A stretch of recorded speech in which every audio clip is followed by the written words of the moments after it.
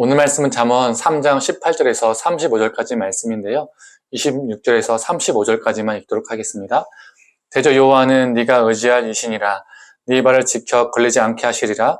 네 손이 선을 베풀 힘이 있거든 마땅히 받을 자에게 베풀기를 아끼지 말며, 너에게 있거든 이웃에게 이르기를 갔다가 다시 오라 내일 주겠노라 하지 말며, 네 이웃이 네 곁에서 평안히 살거든 그를 해하려고 꾀하지 말며, 사람이 너에게 악을 행하지 아니하였거든 까닭없이 더불어 다투지 말며, 포악한 자를 부러워하지 말며 그의 어떤 행위도 따르지 말라. 대저 패역한 자는 여호와께서 미워하시나 정직한 자에게는 그의 교통하심이 있으며, 악인의 집에는 여호와의 저주가 있거니와 의인의 집에는 복이 있느니라. 진실로 그는 거만한 자를 비웃으시며 겸손한 자에게 은혜를 베푸시나니, 지혜로운 자는 영광을 기업으로 받거니와 미련한 자의 영달함은 수치가 되느니라. 아멘. 아침 묵상을 들으시는 모든 성도님들에게 하나님의 은혜가 있기를 간절히 소망합니다. 높은 자리에 올라가고자 정말 애쓴 사람들이 우리 세상에 정말 많이 있죠. 수고하고 애쓴 결과 자신의 바람을 현실화시킨 사람들도 많이 있습니다. 그러나 그 높은 자리에 하중을 견딜 토대가 튼실할 때만 그 삶은 의미가 있을 수 있습니다. 그런데 그 토대가 무엇이죠?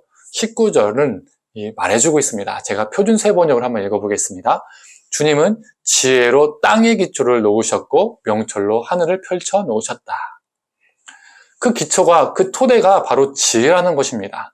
높은 자리에 올라섰지만 지혜의 토대가, 지혜의 기초가 부재해서 너무나도 빠르게 추락한 사람들이 많이 있습니다. 뉴스나 인터넷 기사를 통해서 또는 교회 현장에서 그러한 사람들을 우리는 많이 보게 되죠.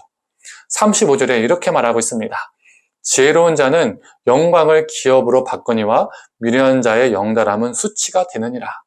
부단히 노력하고 노력해서 높은 자리에 올랐지만 그 자리에서 수치를 경험하고 추락하는 것이죠.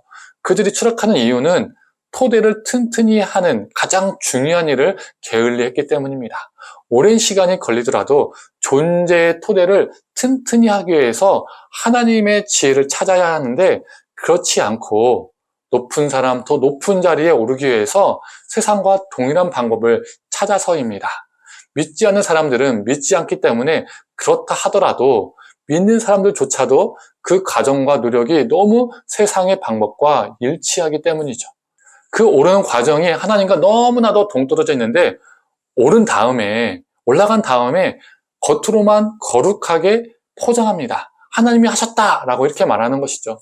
하나님이 주신 지혜가 토대가 아니라 뭐로 가도 서울만 가면 된다는 이 사고방식의 삶이 토대가 된 것입니다. 그렇다면 지혜가 토대인 삶은 어떤 삶일까요? 쉽게 말하면 지혜의 삶은 무엇일까요? 어제 아침 묵상에서 지혜로운 삶에 대해서 이야기를 했었습니다. 하나님을 범사에 인정하고 하나님의 말씀대로 살아가는 것, 순종하는 것, 또 물질에 잠식되는 것이 아니라 하나님께 잠식되어서 하나님의 징계를 잘 통과하는 자가 지혜로운 자라고 했죠. 즉, 수직적인 관계에서의 지혜를 이야기했습니다. 그런데 오늘 본문은 수평적인 관계에서의 지혜를 언급합니다. 27절과 28절 한번 읽어보겠습니다. 네 손이 선을 베풀 힘이 있거든 마땅히 받을 자에게 베풀기를 아끼지 말며, 너에게 있거든 이웃에게 이르기를 갔다가 다시 오라 내일 주겠노라 하지 말며. 내가 베풀 수 있는 돈이 있는데 외면하는 삶은 지혜가 없는 삶입니다. 이런 사람은 높은 자리에 올라도 사람들이 외면합니다. 내가 베풀 수 있는 힘이 조금이라도 있을 때에 베푸는 것이 지혜로운 것입니다. 두 번째로 29절에서 30절은 이렇게 말하고 있죠. 네 이웃이 네 곁에서 평안히 살거든 그를 해하려고 꾀하지 말며, 사람이 너에게 악을 행하지 아니하였거든 까닭없이 더불어 다투지 말며. 이웃을 해하지 않는 것이 지혜로운 거예요.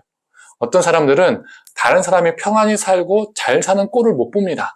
그 사람은 어떻게든 깎아내리고 나보다 더 못한 자로 만들어야 되는 거죠. 상대방을 짓밟아서라도 내가 더 높은 자리에 올라야 그게 막 성이 찹니다. 이런 사람들은 높은 자리에 올라도 결국 추락하게 됩니다. 요즘 연예인 중에서도요, 엄청난 인기를 누리게 되었는데 자신이 행했던 학폭 때문에 한순간에 추락한 사람들이 있잖아요. 세 번째로 보면 31절의 말씀입니다.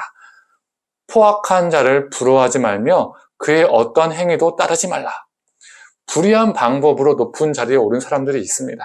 그런데 문제는 부럽기 시작하면서 나도 그 악한 일에 동참하게 된다는 겁니다. 32절, 34절을 보면 우리 하나님은 그가 아무리 높은 자리에 올랐을지라도 그 악한 행위를 미워하시고 비웃으십니다. 그리고 무너뜨리시죠. 수치를 당하게 하십니다. 그 높은 자리를 보고 수많은 사람들이 부러워하지만 한순간에 자신이 행했던 그 악행들로 인하여서 무너지고 수치를 당하게 되는 것입니다. 지혜로운 삶은 악한 자를 부러워하지 않고 그들의 행위를 답습하지 않는 삶입니다. 성도님들, 지혜는 창의적인 아이디어가 아닙니다. 오늘 본문이 말하는 지혜는 이웃을 사랑하는 것입니다.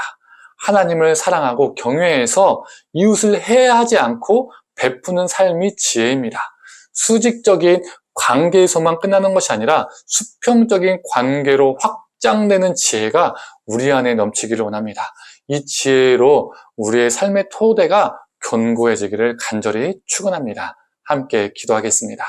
하나님, 우리가 하나님의 수직적인 관계가 올바라서 하나님을 경외함으로 지혜를 얻고 그 지혜가 수직적인 관계 안에서만 머무는 것이 아니라 수평적인 삶 속에서도 이루어지는 지혜 되게 하여 주시옵소서. 하나님을 사랑함으로 이웃을 사랑하는 것이, 이웃을 해하지 않고 보듬고 사랑하고 베풀며 사는 것이 지혜로운 삶임을 오늘 본문을 통해서 배우게 됩니다. 하나님, 우리가 정말 베푸는 지혜가, 사랑하는 지혜가 우리 삶 가운데 넘치게 하여 주시옵소서. 모든 걸 감사드리며 사랑에 많으신 예수님의 이름으로 기도드립니다. 아멘.